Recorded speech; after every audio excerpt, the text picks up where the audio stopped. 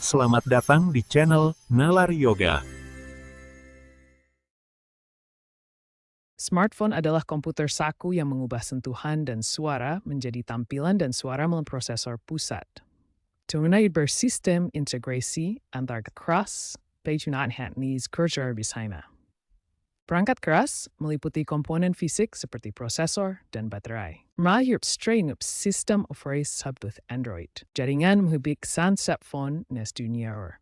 Perangkat keras utama smartphone terdiri dari beberapa komponen penting yang bekerja bersama untuk menjalankan fungsi perangkat. Mari kita bahas komponen-komponen utama ini satu persatu. CPU atau Central Processing Unit, sering disebut sebagai otak smartphone.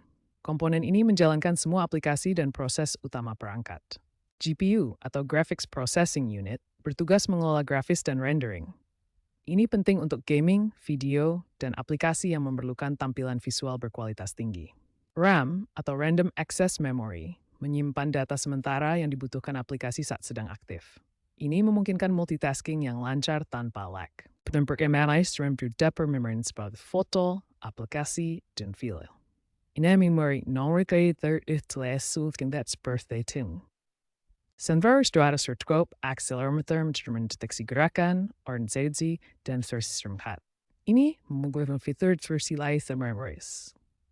Kamera menangkap gambar dengan resolusi tinggi, sering menggunakan sensor CMOS dan algoritma AI untuk meningkatkan kualitas foto dalam kondisi cahaya rendah.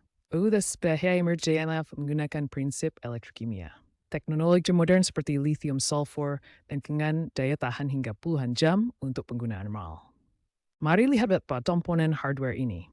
Modem 4G dan 5G seperti yang ditampilkan dan membantu konektivitas, sementara papan sirkuit menunjukkan bagaimana komponen terintegrasi. Detail microchip menunjukkan arsitektur kompleks yang memungkinkan performa tinggi.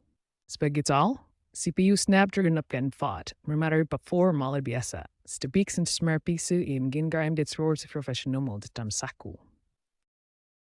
Perangkat lunak utama smartphone dimulai dengan sistem operasi seperti Android atau iOS yang bertugas mengelola sumber daya perangkat dan menjaga keamanan. Aplikasi berjalan dalam lingkungan yang disebut sandbox, yang memisahkan setiap aplikasi agar tidak saling mengganggu dan melindungi data pengguna dari ancaman. API atau Application Programming Interface memungkinkan aplikasi mengakses fitur perangkat seperti GPS, kamera, atau sensor lainnya secara aman.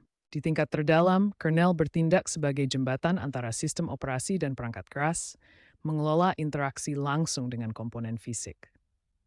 Konektivitas smartphone dimulai dengan jaringan seluler. Jaringan 5G dan 6G menggunakan frekuensi radio untuk mentransmisikan data dengan kecepatan tinggi antara perangkat dan menara seluler.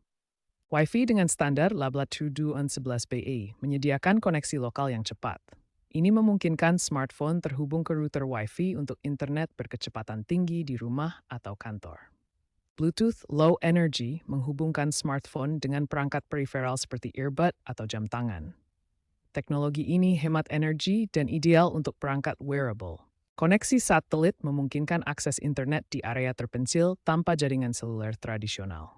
Teknologi ini menggunakan satelit di orbit untuk mentransmisikan data. Kecerdasan buatan atau AI telah menjadi tren utama di smartphone modern. AI on board melalui Neural Processing Unit atau NPU memungkinkan berbagai fitur canggih seperti asisten suara dan pengeditan foto otomatis. AI generatif kini bisa menciptakan konten secara real-time, seperti menghasilkan gambar atau teks berdasarkan permintaan pengguna. Teknologi ini membuat smartphone lebih kreatif dan interaktif. Asisten suara seperti Google Assistant dan Siri semakin pintar dan responsif berkat kemajuan AI. Mereka dapat memahami konteks percakapan dan memberikan jawaban yang lebih akurat serta membantu dalam tugas sehari-hari. Baterai lithium sulfur modern dapat tingkat pada jam penggunaan normal, memberikan daya tahan yang jauh lebih baik daripada typing. Produsen fokus pada bahan daur ulang untuk mengurangi emisi karbon, dengan proses daur ulang yang mengubah baterai bekas menjadi komponen baru. Teknologi pengisian cepat 100 watt memungkinkan pengisian penuh dalam waktu singkat, sementara pengisian nirkabel dengan standar Qi menjadi fitur umum untuk kemudahan penggunaan. Layar lipat seperti Samsung Galaxy Z Fold 6 telah menjadi populer karena memungkinkan perangkat yang lebih kompak, namun bisa diperluas untuk tampilan yang lebih besar. Smartphone modular memungkinkan pengguna mengganti komponen seperti baterai atau kamera sesuai kebutuhan, mengurangi limbah elektronik, dan memanjangkan umur perangkat. Layar fleksibel meningkatkan fungsionalitas dengan memungkinkan desain yang lebih tahan lama dan inovatif, seperti perangkat yang bisa dilipat atau ditekuk tanpa merusak layar. Masa depan smartphone akan menjadikannya pusat ekosistem digital yang terintegrasi dengan IoT dan biosensor untuk kesehatan digital. 6G diharapkan tiba pada tahun 2030, mendukung realitas virtual dan komunikasi holografik. Ntemol, därför spurgear richti prepareringsval trollningstist. Terima kasih sudah belajar bersama Nalar Yoga. Jangan lupa tekan tombol like dan subscribe, supaya kita bisa terus menjelajah logika dan ilmu bersama.